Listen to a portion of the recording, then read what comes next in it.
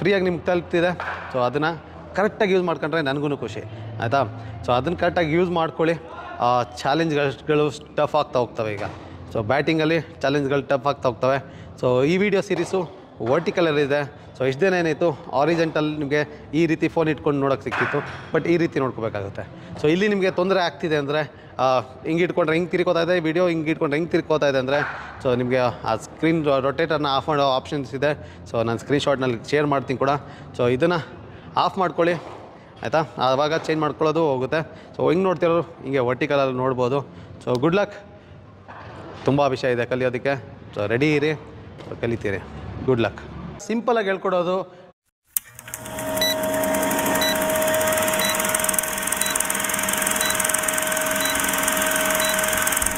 Complicated ವಿಷಯಗಳನ್ನ 6 ಗಂಟೆ ಆಯಿತು, ಆನ್ಲೈನ್ ಕ್ರಿಕೆಟ್ ಕೋಚಿಂಗ್ ಸ್ಟಾರ್ಟ್ ಆಯಿತು. ರೆಡಿನಾ?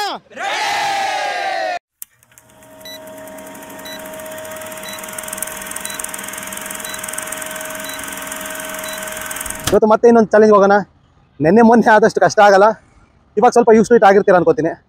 ಸೊ ಅದೇನಾದ್ರು ಇನ್ನೂ ಸರಿ ಬರ್ತಿಲ್ಲ ಅಂದರೆ ಮಾಡಿ, ಎಕ್ಸ್ಟ್ರಾ ಟೈಮ್ ಕೊಡಿ, ಹಾಗೆ ಆಗುತ್ತೆ. ಪ್ರಾಕ್ಟೀಸ್ ಯಾವಾಗಲೂ ನಿಮ್ಮನ್ನು ಏನೋ ಅಂತಾರೆ, ಡೆಫಿನೆಟ್ಲಿ ನಿಮಗೆ ಯಾವ ರೀತಿ ಹೇಳಬೇಕು ಅಂದರೆ, ಈಗ ಸ್ಟಾರ್ಟಿಂಗ್ ಫಸ್ಟ್ ಸ್ಟೇಜಸಲ್ಲಿ ಎಷ್ಟು ಕಷ್ಟ ಆಗ್ತಿತ್ತು, ಇವಾಗ ಸ್ವಲ್ಪ ಎಷ್ಟು ಈಸಿ ಆಗ್ತಿದೆ ಅಲ್ವಾ. ಈಗ ಅಟ್ಲೀಸ್ಟ್ 50 ಈಸಿ ಆಗ್ತಿದೆ ಅಲ್ವಾ. ಸೊ ಅದೇ ರೀತಿ 100 ಕೂಡ ಈಸಿ ಆಗುತ್ತೆ.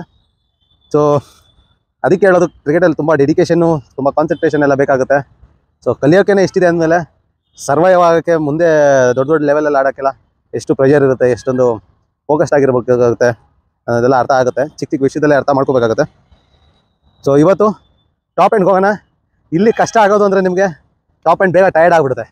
ಸೊ ಇಲ್ಲಿ ಒಂದು ರೀತಿ ಸ್ಟ್ರೆಂತ್ನಿಂಗು ಆಗ್ತಿದೆ, ಹಾಗೆ ಕಂಡೀಷನಿಂಗು ಆಗ್ತಿದೆ. ಸ್ಟ್ರೆಂತ್ನಿಂಗ್ ಅಂದರೆ ಇಟ್ಕೊಂಡು ಆಡಬೇಕಾದ್ರೆ ನಮ್ಮ ಕೈ ಏನು ನೋವು ಬರುತ್ತೆ, ಅದು ಸ್ಟ್ರೆಂತ್ನಿಂಗ್ ಅಂತ ಅಂದ್ಕೊಂಡ್ರೆ, ಕಂಡೀಷನಿಂಗ್ ಅಂದರೆ ಸ್ಟ್ರೈಟಾಗಿ ಬ್ಯಾಟ್ ತರುವಂಥದ್ದು. ಸ್ಟ್ರೈಟಾಗಿ ಬ್ಯಾಟ್ ತರಬೇಕಾದ್ರೆ ಅದು ಕಂಡೀಷನಿಂಗ್ ಆಗ್ತಿರುತ್ತೆ. So process same. Get back to defence, defence back, defence back, defence back, defence back. ನೋಡ್ಕೊಳ್ಳಿ, ಬ್ಯಾಟ್ ಫೇಸ್ ಇಲ್ಲಿ ಬರ್ತಿಲ್ಲ. ಈಗ ರಿಸ್ಟ್ ರಿಲೀಸ್ ಮಾಡ್ತಿಲ್ಲ. ರಿಸ್ಟ್ ರಿಲೀಸ್ ಮಾಡಿದ್ರೆ ಆ ಕಡೆ ಈ ಕಡೆ ಹೋಗುತ್ತೆ. ರಿಸ್ಟ್ನ ನಾವು ರಿಲೀಸ್ ಮಾಡೋದು ಬೇಡ. ಅದಕ್ಕೆ ಸ್ಟಾರ್ಟಿಂಗಿಂದನೇ ಹೇಳ್ತಾ ಇದ್ದು, ರಿಸ್ಟ್ ರಿಲೀಸ್ ಮಾಡಿದ್ರೆ ಬಾಲ, ನಾನು ಹಿಂಗೆ ರಿಲೀಸ್ ಮಾಡಿದ್ರೆ ಆ ಕಡೆ ಈ ಕಡೆ ಹೋಗ್ಬಿಡುತ್ತೆ. ರಿಸ್ಟ್ನ ರಿಲೀಸ್ ಮಾಡದೇ ಇರೋದು ಇಲ್ಲಿ ಕೀ ಪಾಯಿಂಟ್.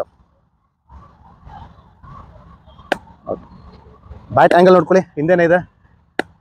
ಸಿಂಪಲಾಗಿ ಆಗಲೇ ಹೇಳ್ದಂತೆ, ಲಾಸ್ಟ್ ವೀಡಿಯೋಗಳಲ್ಲಿ ಹೇಳಿರೋ ಥರ ಬಾಲೇ ಬಂದು ಬ್ಯಾಟ್ ಹೊಡಿಬೇಕು. ನಾವು ಬ್ಯಾಟ್ ಹೊಡೆಯೋದು ಬೇಡ, ಬಾಲೇ ಬಂದು ಬ್ಯಾಟ್ ಹೊಡಿಬೇಕು. 10 ಮಾಡಿದ್ರೇ ನೋಯ್ತಾ ಇದೆ. ಸೊ ಟಾಪ್ ಆ್ಯಂಡ್ ಕೂಡ ಸ್ಟ್ರೆಂತ್ನಿಂಗ್ ಆಗುತ್ತೆ. ಇಲ್ಲಿ ಚಾಲೆಂಜಿಂಗ್ ಅಂದರೆ ಇದನ್ನು ಸರ್ವೈವ್ ಮಾಡೋಂಥದ್ದು. ಫಸ್ಟು ಕೆಲವರು ಚಿಕ್ಕವರು ಇದ್ದೀರಲ್ಲ, ಚಿಕ್ಕವ್ರಿಗೆ 30ನ ಟಾರ್ಗೆಟ್ ಇಟ್ಕೊಳ್ಳೋಣ. ಚಿಕ್ಕವ್ರಿಗೆ 30, ದೊಡ್ಡವ್ರಿಗೆ 100 ಟೈಮ್ಸು ಇದನ್ನು ಮಾಡಬೇಕಾಗುತ್ತೆ. ಸೊ ಮಿನಿಮಮ್ ಹೇಳ್ತಿರೋದು ಅದು. ಸೊ ಮ್ಯಾಕ್ಸಿಮಮ್ 100 ಟೈಮ್ಸ್ ಮಾಡಲೇಬೇಕು ಅಂತ ಇದೆ, ಅದು ಮಾಡಿ. ಬಟ್ ಇವಾಗ ನಮ್ಗೆ ಟಾಪ್ ಆ್ಯಂಡು ನೋವು ಬರೋದ್ರಿಂದ, ಟೈರ್ಡ್ ಆಗೋದ್ರಿಂದ ಇನಫ್ ಬ್ರೇಕ್ ತೊಗೊಳ್ಳಿ. ಇನಫ್ ಬ್ರೇಕ್ ತೊಗೊಂಡು ನಾವು ಮಾಡಬೇಕಾಗುತ್ತೆ. ಇವಾಗ ನೋಯ್ತಿದೆ, ಬಿಡ್ತೀನಿ, ಒಂದು 10 ನಿಮಿಷನಾದರೂ ಬಿಡ್ತೀನಿ, ಆಗುತ್ತೆ. ಸೊ ರಿಕವರ್ ಆದಮೇಲೆ ಮತ್ತೆ ಬಂದು ಮತ್ತೆ ಇನ್ನೊಂದು ಅಟೆಂಪ್ಟ್, ಕಾನ್ಸಂಟ್ರೇಷನ್ ಹಂಗೆ ಮಾಡೋಣ. ಸೊ ಏನೋ ಮಾಡಬೇಕು ಅನ್ನೋ ಇದಕ್ಕೆ ಮಾಡೋದು ಬೇಡ. ಕೈ ನೋಯ್ತಾ ಇದ್ರು ಮಾಡ್ತಾ ಇರ್ತೀನಿ ಬರ್ತೀನಿ ಅಂದರೆ ಇಲ್ಲ. ನಾವು ನಮ್ಮ ಕೈ ಜಾಸ್ತಿ ಟಯರ್ಡ್ ಆದಾಗ ಮೈಂಡ್ ಗಿವ್ ಅಪ್ ಮಾಡಿಬಿಡುತ್ತೆ. ಸೊ ಅದರಿಂದ ಎಷ್ಟಾಗುತ್ತೋ ಅಷ್ಟು ಪುಷ್ ಮಾಡಬೇಕು. ಸ್ವಲ್ಪ ಆ ಕಡೆ ಈ ಕಡೆ ಬಾಲ್ ಹೋಯ್ತು, ಸ್ಟಾಪ್, ಬ್ರೇಕ್ ತೊಗೊಳ್ಳಿ.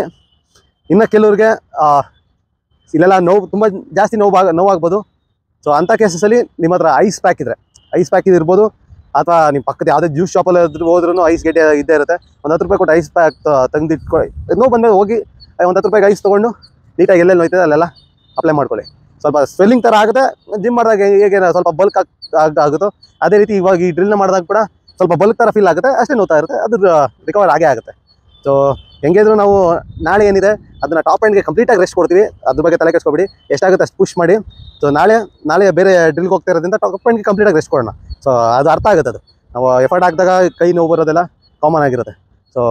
ಸೊ ನಾಳೆನೂ ಕ್ಯಾರಿ ಮಾಡಬೇಕು ಟಾಪ್ ಎಂಡ್ ಅಂತ, ಅದರಿಂದ ತಲೆ ತೆಗೆದಾಕ್ಬಿಡಿ. ನಾಳೆ ಟಾಪ್ ಎಂಡ್ ಬೇಕಾಗಲ್ಲ. ಸೊ ಇವತ್ತು ಎಷ್ಟಾಗುತ್ತೆ ಅಷ್ಟು ಮಾಡೋಣ. ಬಟ್ ಇಲ್ಲಿ ಕಂಟ್ರೋಲ್ ಮಾಡೋದು ತುಂಬಾ ಇಂಪಾರ್ಟೆಂಟ್ ಆಗುತ್ತೆ.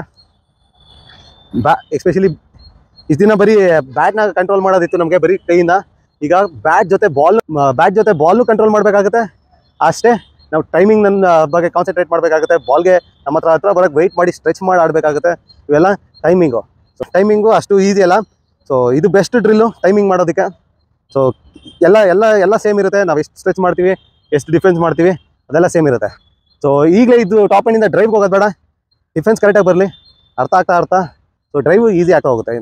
ನಾನು ಮುಂಚೆ ಹೇಳಿರಂಗೆ ಡಿಫೆನ್ಸ್ನ ಎಕ್ಸ್ಟೆನ್ಸಿವ್ ಅಷ್ಟೇ ಡ್ರೈವ್ ಇರೋದು, ಎಕ್ಸ್ಟೆಂಡ್ ಮಾಡೋದು ಈಸಿ ಆಗುತ್ತೆ ಯಾವಾಗ ನಾವು ಡಿಫೆನ್ಸ್ ಮಾಡೋದು ಕಲ್ತಾಗ. ಸೊ ಅಗೇನ್ ಕೀ ಪಾಯಿಂಟ್ಸ್ಗಳು ಕಂಟಿನ್ಯೂ ಆಗ್ತವೆ. ಬ್ಯಾಕ್ ಸ್ಟ್ಯಾನ್ಸ್, ಬ್ಯಾಕ್ ಸ್ವಲ್ಪ ಡೌನ್ ಆಗ್ಬಿಟ್ಟಿದ್ದಾರೆ ಇದು.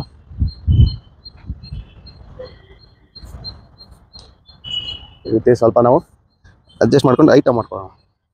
ಓಕೆ, ಇಲ್ಲಿ ಒಂದು ಐಟ್ ಆಯಿತು. ಸೊ ಇಲ್ಲಿ ನೋಡಿ ಬ್ಯಾಟ್ ಎತ್ತೋದು ಇಂಪಾರ್ಟೆಂಟ್ ಆಗುತ್ತೆ. ಇಲ್ಲಿ ಎತ್ಬಿಟ್ಟು ಈಗ ಕಂಟ್ರೋಲ್ ಮಾಡಬೇಕಾಗುತ್ತೆ.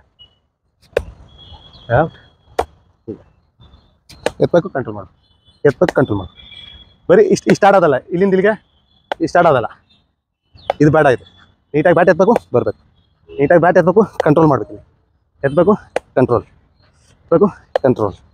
ಸೊ ಸ್ವಲ್ಪ ನಂದಾದರೆ ಮೊದಲೇ ಆಡಿರೋದ್ರಿಂದ ಸ್ವಲ್ಪ ತುಂಬ ಬಿಗಿನಿಂಗ್ ಸ್ಟೇಜಲ್ಲಿ ಇವೆಲ್ಲ ತುಂಬ ಜಾಸ್ತಿ ನಾನು ಮಾಡಿರೋದ್ರಿಂದ ಸ್ವಲ್ಪ ನನಗೆ ಈಸಿ ಅನಿಸುತ್ತೆ, ಸ್ವಲ್ಪ ನೋವು ಅನ್ನೋದು ಬಿಟ್ಟರೆ. ಸೊ ನಮ್ಮ ಬಾಟಮ್ ಏನಿದೆ ಈಗ, ಅದೇನಾದ್ರು ಇನ್ ಕೇಸ್ ಇಲ್ಲಿತ್ತು ಅಂದರೆ ನಮಗೆ ಕಷ್ಟ ಆಗುತ್ತೆ. ಅದಕ್ಕೆ ನಾವು ಇಲ್ಲಿ ಸ್ವಲ್ಪ ಸೈಡ್ ಆನ್ ಮೇಂಟೈನ್ ಮಾಡೋದಕ್ಕೆ ಹಿಂದೆ ಇಟ್ಕೊಬಿಡೋಣ. ಸೈಡ್ ಆನ್ ಆ್ಯಂಗಲ್ ಮಾಡಿಕೊಂಡು ಮತ್ತೆ ಮೇಲೆ ಹೋಗುತ್ತಲ್ಲ ಇದು. ಸೊ ಹೈಟ್ನ ಮೇಂಟೈನ್ ಮಾಡೋದು ಸ್ವಲ್ಪ ಇಂಪಾರ್ಟೆಂಟ್ ಆಗುತ್ತೆ. ಬುದ್ಧಿ ಉಪಯೋಗಿಸ್ಕೊಂಡು ಎಷ್ಟು ಫರ್ಮಾಗಿ ಇಟ್ಕೊಳ್ಳೋಕ್ಕಾಗುತ್ತೆ ಅಷ್ಟು ಇಟ್ಕೊಳ್ಳೋಣ. ಸೊ ಹಿಂದೆ ಕೈನ ಇಟ್ಕೋಬೇಕು. ರೂಲ್ಸ್ ರಿಮೇನ್ ಸೇಮ್ ಆಯಿತಾ. ಸೊ ಬಾಲ್ ಆ ಕಡೆ ಹೋಗಂಗಿಲ್ಲ. ಚಿಕ್ಕವ್ರಿಗೆ ಮಿನಿಮಮ್ 30, ದೊಡ್ಡವ್ರಿಗೆ minimum 50. Okay, same rules apply ಆಗುತ್ತೆ. ಬಾಲ್ ಆ ಕಡೆ ಹೋಗಂಗಿಲ್ಲ, ಔಟ್. Bat ಎತ್ತಬೇಕು, defence. ಇವಾಗ ಬೇಕಾದ್ರೆ ಸೈಡ್ ಆಂಗಲಿಂದ ತೋರಿಸ್ತೀನಿ. ನಮ್ಮ ಕಾಲ್ಗಿಂತ ಮುಂದೆ ಬ್ಯಾಟ್ ಹೋಗಂಗಿಲ್ಲ. ಸೇಮ್ ಕಾಲು ಕೆಳಗಡೆ, ತಲೆ ಕೆಳಗಡೆ ಆಡಬೇಕು. ಓಕೆ, ಇತ್ತಾಗಿ ಬ್ಯಾಟ್ ಎತ್ತಿ. ಸೊ ಈ ಡ್ರಿಲ್ನ ನೀವು ಇವತ್ತು ಮಾಡಿದಾಗ ಗೊತ್ತಾಗುತ್ತೆ ಯಾಕೆ ನಾನು ನಿಮಗೆ ಲೈಟ್ ಬ್ಯಾಟ್ನೇ ಯೂಸ್ ಮಾಡಿ ಅಂತ ಹೇಳ್ತಿದ್ದೆ ಅನ್ನೋದಕ್ಕೆ. ಈ ಡ್ರಿಲ್ನ ಮಾಡಿ ನಿಮ್ಗೆ ಗೊತ್ತಾಗುತ್ತೆ ಯಾಕೆ ಲೈಟ್ ಬ್ಯಾಟ್ನೇ ಪ್ರಿಫರ್ ಮಾಡೋದು ನಿಮಗೆ ಅಂತ. ಓಕೆ, ಮತ್ತೆ ನಾಳೆ ಇನ್ನೊಂದು ಡ್ರಿಲ್ಲಲ್ಲಿ ಸಿಗೋಣ. ಆನ್ಲೈನ್ ಕೋಚಿಂಗ್ನ ಈ ಕ್ವಶನ್ ಬರೋಕ್ಕಿಂತ ಮುಂಚೆ ವರ್ಕ್ಶಾಪ್ ಮಾಡಬೇಕು ಅಂತ ಇದ್ದೆ, ಅದು ಪೇಡ್ ಆಗಿರ್ತಿತ್ತು. ಈ ಪ್ರಶ್ನೆ ಬಂದಮೇಲೆ ಸ್ವಲ್ಪ ನನಗೆ ರಿಯಲೈಸ್ ಆಯಿತು. ಸೊ ನನಗೂ ಗೊತ್ತು ಕರ್ಮ ಏನು ಕ್ರಿಕೆಟಲ್ಲಿ ಅಂತ. ಸೊ ಅದಕ್ಕಾಗಿ ನಿಮಗೆ ಫ್ರೀಯಾಗಿ ತರ್ತಾ ಇದ್ದೀನಿ. ಫ್ರೀ ಕೋಚಿಂಗು ನಿಮಗೆ ಅವಶ್ಯಕತೆ ಇದ್ದರೆ ಮಾತ್ರ ಈ ಆಪ್ಷನ್ ಇರೋದು. ಫ್ರೀ ಬಗ್ಗೆ ಗೊತ್ತಿರೋರು ಫ್ರೀಯಾಗಿ ಸಿಗೋದು ಯೂಶಲಿ ಜಾಸ್ತಿ ದಿನ ಬಾಳಿಕೆ ಬರಲ್ಲ, ಅಥವಾ ನಮಗೆ ಲಾಂಗ್ ಟರ್ಮಲ್ಲಿ ಹೆಲ್ಪ್ ಆಗಲ್ಲ. ಸೊ ಕರ್ಮ ಅನ್ನೋದು ಎಲ್ಲದರಲ್ಲೂ ಇದ್ದೇ ಇರುತ್ತೆ. ಸೊ ಖಂಡಿತ ನೀವು ನೋಡ್ಕೊಳ್ಳಿ ನಿಮ್ಮ ಕಂಡೀಷನ್ ಹೇಗಿದೆ ಅಂತ. ಸೊ ಪ್ರತಿಯೊಂದು ವೀಡಿಯೋದಲ್ಲಿ ಏನು ಕಲಿತೀರಾ ಈಗ ಸೀರೀಸಲ್ಲಿ, ಸೊ ನಿಮ್ಮ ಕೈಲಾದಷ್ಟು ಎಷ್ಟಾಗುತ್ತೆ, 10 ರೂಪಾಯಿ ಆಗುತ್ತಾ, 20 ರೂಪಾಯಿ ಆಗುತ್ತಾ, 100 ರೂಪಾಯಿ ಆಗುತ್ತಾ, ದೇವರು 1000 ಕೊಟ್ಟಿದ್ರೆ ಖಂಡಿತ ಕೊಡಿ, ಬೇಡ ಅಂತ ಖಂಡಿತ ಹೇಳಲ್ಲ. ಸೊ ಅದು ನಿಮಗೆ ಬಿಟ್ಟಿದ್ದು. ಸೊ ನಿಮ್ಮ ಕೈಲಾದಷ್ಟನ್ನ ನೀವು ಖಂಡಿತ ನೀಡ್ಬೋದು. ಇಲ್ಲಿ ಕೊಟ್ಟಿರೋಂಥ ಸ್ಕ್ಯಾನರ್ಗೆ ಅಥವಾ 8310683252 ನಂಬರ್ಗೆ. ಇಗ್ನೋರ್ ಮಾಡೋರು ಮಾಡಲಿ, ಯಾರು ಗುರುದಕ್ಷಿಣೆ ಕಳಿಸ್ತಿದ್ದೀರಾ ನೀವು ಟ್ರಾನ್ಸಾಕ್ಷನ್ ಹಿಸ್ಟ್ರಿನ ಕಾಪಾಡ್ಕೊಳ್ಳಿ, ಮುಂದೆ ಕೆಲಸಕ್ಕೆ ಬರ್ಬೋದು. ನೀವು ಇಗ್ನೋರ್ ಮಾಡಿದ್ರು ನಾನು ಕೊಟ್ಟಂಥ ಕಮಿಟ್ಮೆಂಟ್ನ ನಾನು ಇಗ್ನೋರ್ ಮಾಡೋದಿಲ್ಲ. 0 ಇಂದ ಬ್ಯಾಟಿಂಗ್, ಬೌಲಿಂಗ್, ಹಾಗೆ 0 ಇಂದ ಇಂಡಿಯಾ ಆಡೋವರೆಗೂ ಯಾವ್ಯಾವ ಸ್ಟೆಪ್ಗಳಿದೆ ಅದ್ರ ಬಗ್ಗೆ ಎಲ್ಲ ಒಂದು ವೀಡಿಯೋ ಸೀರೀಸ್ನ ಕೊಡ್ತೀನಿ ಅಂತ ಹೇಳಿದೆ. ಅದನ್ನು ಕಂಪ್ಲೀಟ್ ಮಾಡೇ ಮಾಡ್ತೀನಿ.